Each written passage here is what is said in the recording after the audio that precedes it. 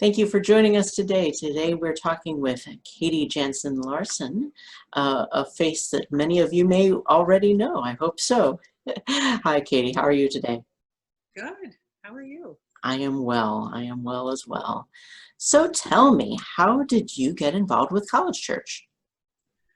Well, it was kind of a roundabout way. I had just moved back to St. Louis, and the job that I had in community organizing, or that I was doing at the time, had me in Columbia, Springfield, and Jefferson City. That was seeming less and less doable with two kids. And so that at least made me open to the possibility of a different job. And then I got an email from a friend of the family saying that College Church was looking for a parish administrator. She sent it to me and my brother, thinking that one of us might be interested. And he looked at all the details and said, nope. And I thought it looked kind of interesting. So Marty Lenahan in the parish is the one who sent the email to the friend of our family. And that's how I found out.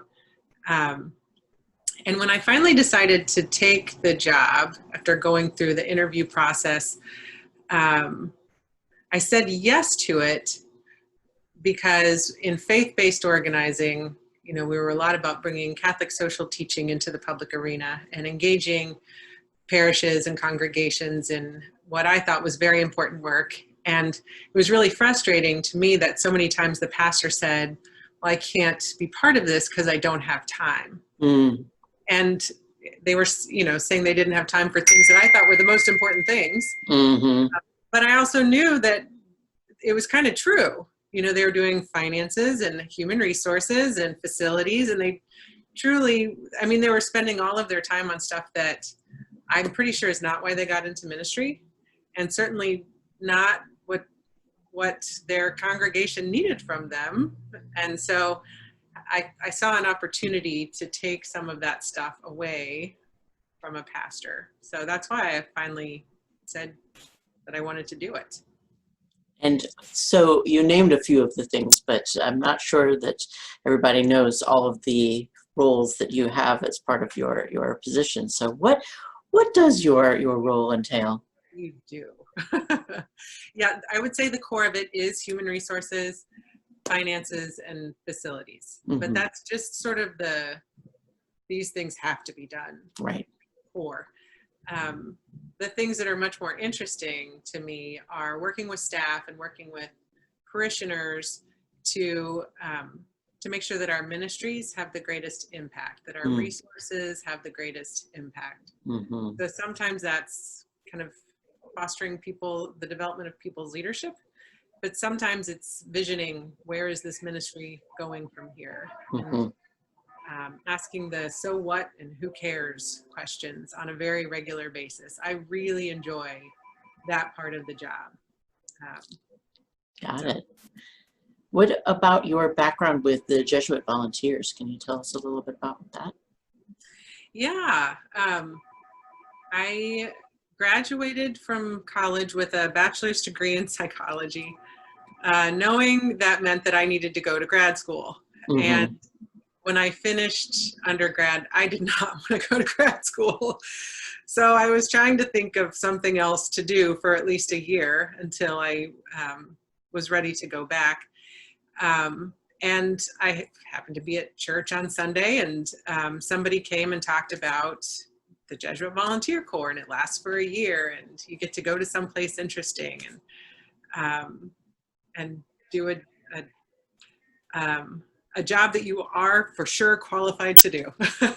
So I ended up going to Mobile, Alabama, and working at a L'Arche community. And I ended up staying there for 2 years. It was a really great experience, and it was my first real introduction to the Jesuits. And I think that's a good part of the reason that I think stayed in the Catholic Church, actually. Oh, wow. Was because of that experience and having just a different experience of faith and religion through the Jesuits than I had had growing up. What do you think? What were some of the moments in that stood out to you as far as faith work with your faith and development of your faith? One thing I remember in particular, I feel like late teens, early to mid 20s, people, myself included, really start to have a lot of questions as you start to sort of make your faith and your religion your own instead of something that you got from your parents or your community. And I often felt, even in college when I would go to church or go to the Newman Center, that if I had a question, somebody had a very clear answer for me. I mean, everybody knows this is the answer to that question. And I just, the more that happened, the harder time I had with it. I sort of felt like I should know the answers to these questions apparently, and I shouldn't be asking them in the first place, or maybe there's something wrong with me that I don't accept all of this. And I found that when you asked a Jesuit a question, his first response is, that's a good question. And then there was some back and forth about, well, you know, I struggle with that too, or this is something that I've come to or makes sense for me. And it sounded very much less black and white or right and wrong. And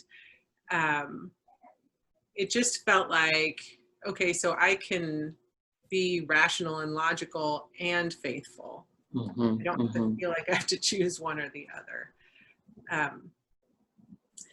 So that was big. And then just the experience of living in community, both my Jesuit volunteer community and then being a part of the L'Arche community, and knowing that both of those were grounded in a faith tradition, in a Catholic faith tradition. I hadn't had that experience before and just was very changed by it. Did they have rhythms of prayer and meals together and that sort of thing? Both communities did. There were expectations about when you showed up to the dinner table and when you showed up for prayer, and there were lots of times that was really annoying. And yet it felt much more like a community and like a family than I experienced in college, where everybody does their own thing and whatever's convenient is what you do. You know, my relationships with the folks in the L'Arche community and with my JV community were just much deeper than I expected them to be. I went there to do a service for someone and ended up feeling very intimately connected to the people that I lived with and worked with. And then you got into the faith-based community organizing after that, right? Correct? So what has stayed from you from those experiences, other than noticing that pastors have no time for this? With organizing, I would say the two big things were just the importance and the value of relationship building, very intentional relationship building, and just hearing stories. Feeling like if you really want to get to know someone, you need to ask them to tell you 3 stories. You know, it's not about the details of a person's life, it's about their experiences and what it felt like to them. That is maybe the best way to connect with someone, to understand someone. And then the other thing that organizing made really clear to me was just the role of churches, congregations, faith communities in the public arena. That this is something that isn't just for me or just for my life, that the values that our faith traditions hold, especially the ones that we hold in common, need to affect everything. And they need to be the answer to the question, what's the most important thing? Whether you're talking about policies or roads or whatever it is, I feel like that needs to help you understand what is the most important thing in a situation.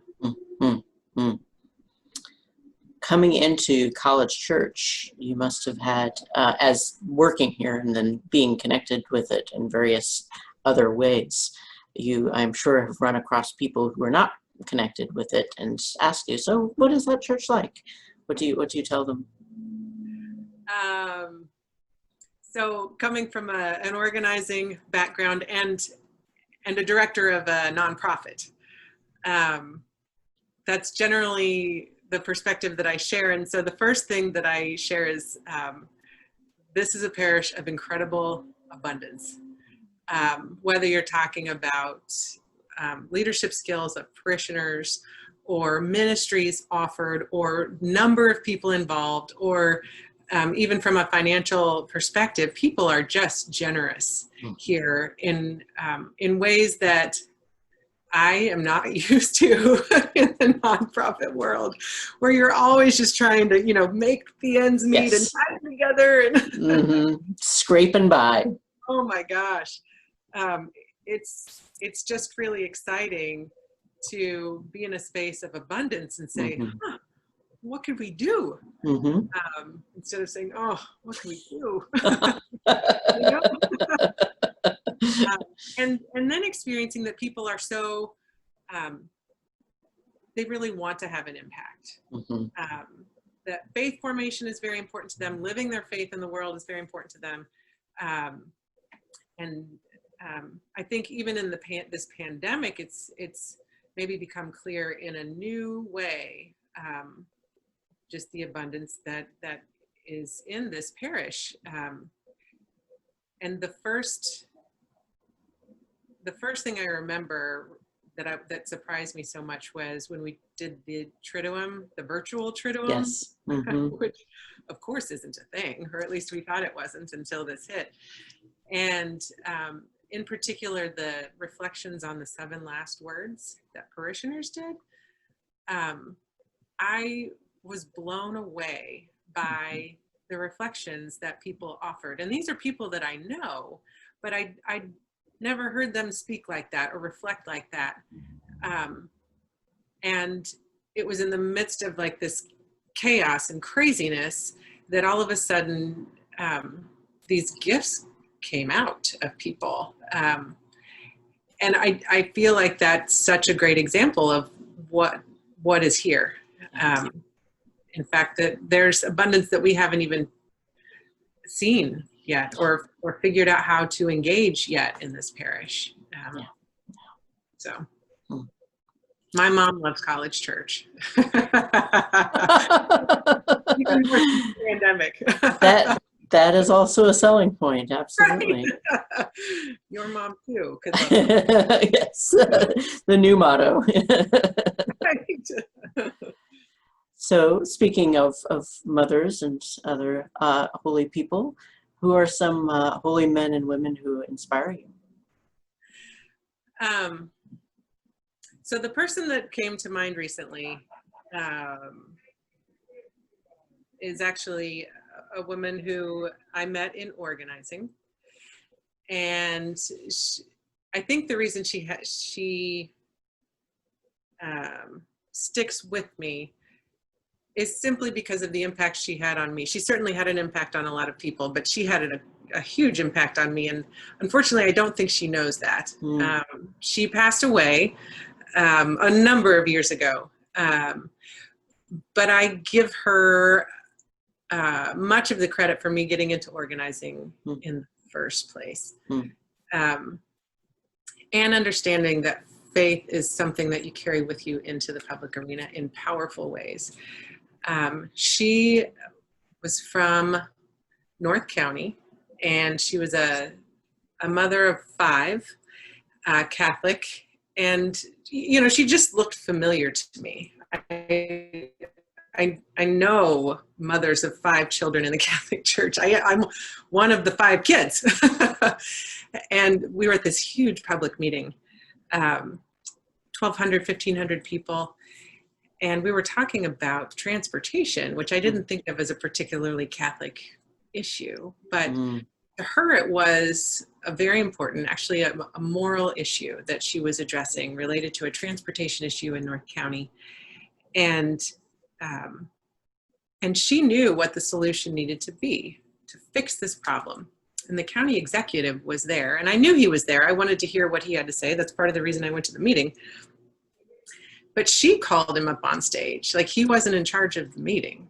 She was, which made me nervous because I couldn't imagine myself being in charge of that meeting. And she called him up and said, "County executive, you've heard our concerns about transportation in North County, and this is the solution that we think would fix this problem. Will you commit to doing this? Please respond yes or no." And I wanted to crawl under my chair because I was so uncomfortable. Imagine how he wanted to crawl under his chair.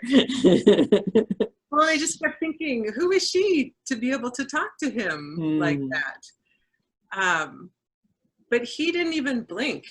He just said, "Yes, I will."